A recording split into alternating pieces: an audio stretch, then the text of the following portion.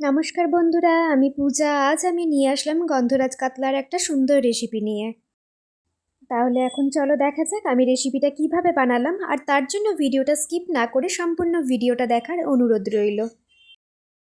এখন আমি একটা প্লেটের মধ্যে এক এক করে কাতলা মাছের টুকরোগুলো ফ্রিজ থেকে বার করে নিলাম। আর আমি এখানে মোট 4টে মাত্র কাতলা মাছের টুকরো নিয়েছি। এবার আমি কাতলা মাছগুলোর মধ্যে একটু লবণ আর একটু গোলমরিচের গুঁড়ো মাখিয়ে রেখে দেবো। আর আমি কিন্তু কাতলা মাছগুলোর মধ্যে কোনো রকম হলুদ ব্যবহার করব না। এখন আমি যেহেতু গন্ধরাজ কাতলা বানাচ্ছি, তাই একটা গন্ধরাজ লেবু গ্রেটারে গ্রেট করে জাস্ট সবুজ অংশটা দেব। আপনারা কিন্তু মনে রাখবেন, এই সাদা অংশটা কিন্তু দেবেন না, তাহলে কিন্তু তেতো হয়ে যাবে। আপনারা কিন্তু লেবু শুধু সবুজ অংশটাই ব্যবহার করবেন। এখন আমি মাছের দুটো সাইড নুন আর গোলমরিচ গুঁড়ো ভালো করে মেখে নিয়ে 1 থেকে 1.5 ঘন্টার জন্য রেস্টে রেখে দেবো।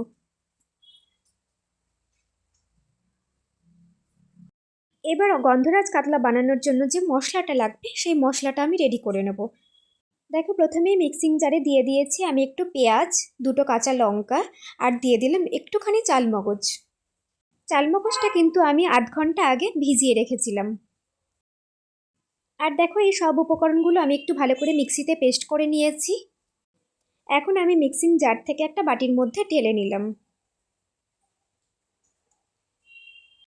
আর এই পেঁয়াজ আর চালমগজটার মধ্যে আমি দিয়ে দিলাম অল্প একটু আদা আর একটু সামান্য জিরের গুঁড়ো, আর দিয়ে দিলাম সামান্য একটু লবণ। যেহেতু মাছে আগে লবণ দিয়ে মাখা আছে, সেহেতু কিন্তু আমি এখানে খুব বেশি লবণ ব্যবহার করিনি। এবার সব মশলাটা আমি একটু চামচ দিয়ে ভালো করে মেখে রেখে দিলাম। তারপরে দেখো, অন্যদিকে আমি গ্যাস ওভেনের মধ্যে আমি একটা কড়াই বসিয়ে দিয়েছি। কড়াইয়ের মধ্যে এখন নিয়ে নিলাম বেশ খানিকটা সর্ষের তেল। এখন তেলটা বেশ ভালো মতন গরম হয়ে আসলে এর মধ্যে দিয়ে দিলাম আমি আগে থেকে ম্যারিনেট করে রাখা মাছের টুকরোগুলো। এখানে আমি যেহেতু তেলের পরিমাণটা একটু বেশি দিয়েছি, তাই 4টে মাছের টুকরো আমি একেবারে দিয়ে দিয়েছি।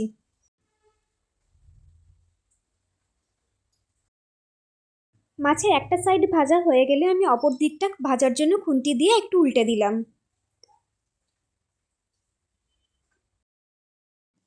এখানে কিন্তু আপনারা গ্যাসের ফ্লেমটা মিডিয়াম টু হাইতে রেখে মাছগুলো উল্টে পাল্টে বেশ লাল করে ভেজে নেবেন। তবে খেয়াল রাখবেন, মাছগুলো যেন অতিরিক্ত লাল করে ভাজবেন না, তাহলে কিন্তু মাছগুলো বেশ শক্ত হয়ে যাবে। এখন দেখুন, আমার মাছের দুটো সাইড বেশ লাল লাল করে ভাজা হয়ে গেছে। এবার কড়াই থেকে আমি এক এক করে মাছগুলো তুলে নেব। আমার সমস্ত মাছগুলো তোলা হয়ে গেলে কড়াইতে যে পরিমাণ তেল আছে, ওই তেলের মধ্যেই কিন্তু আমি মাছের গ্রেভিটা বানিয়ে নেব। আর দেখুন, ওই তেলের মধ্যেই কিন্তু আগে থেকে রেডি করে রাখা মশলাটা আমি কড়াইয়ের মধ্যে দিয়ে দিলাম।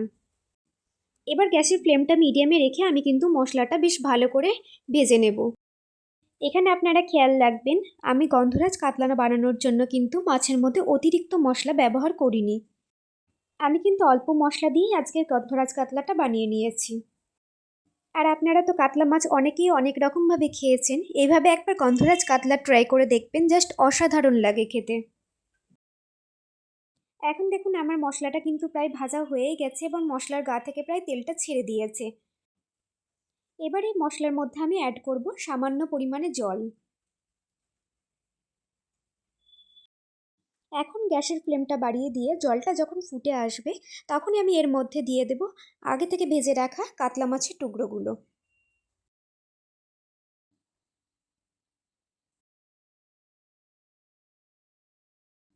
আমার এখানে সমস্ত মাছের টুকরোগুলো দেওয়া হয়ে গেছে। এবার গ্যাসের ফ্লেমটা কমিয়ে রেখে মাছটা কিন্তু আমি 10 মিনিটের জন্য চাপা দিয়ে রেখে দেবো। আর এখন 10 মিনিট বাদে দেখুন, মাছের ঝোলটা কিন্তু অনেকটা ঘন হয়ে এসেছে। এবার আমি এর মধ্যে দিয়ে দেবো 8 থেকে 10 ফোঁটা গন্ধরাজ লেবুর রস। আর একটু ভালো আর স্বাদ আর গন্ধের জন্য দিয়ে দেবো আরেকটা গন্ধরাজ লেবু গ্রেটারে গ্রেট করে উপরে সবুজ অংশটা দেব। আর আপনারা কিন্তু গ্রেটারে গ্রেট করার সময় লেবুটা খেয়াল রাখবেন যেন সবুজ অংশটাই দেওয়া হয়, যেন কোনো সাদা অংশটা না পড়ে। সাদা অংশটা পড়লে কিন্তু মাছটা তেতো হয়ে যাবে। মাছের স্বাদ আর গন্ধটা কিন্তু আরেকটু ভালো হওয়ার জন্য আমি এর মধ্যে দিয়ে দিলাম আগে থেকে কেটে রাখা কয়েকটা গন্ধরাজ লেবুর টুকরো। আর এই লেবুর টুকরোটা দেওয়ার পরেই কিন্তু আমি গ্যাসের ফ্লেমটা অফ করে দিয়েছি। আপনারা এইভাবে লেবু দিয়ে কিন্তু মাছটা আর ফোটাবেন না, গ্যাসের ফ্লেমটা অফ করে দেবেন। আর এখন কিন্তু আমার সম্পূর্ণ রেডি গন্ধরাজ কাতলা। আমি উপর দিয়ে জাস্ট কয়েকটা কাঁচা লঙ্কা ছড়িয়ে দিয়েছি। আর আজকে আমার এই রেসিপিটা কেমন লাগলো কমেন্টে জানাবেন।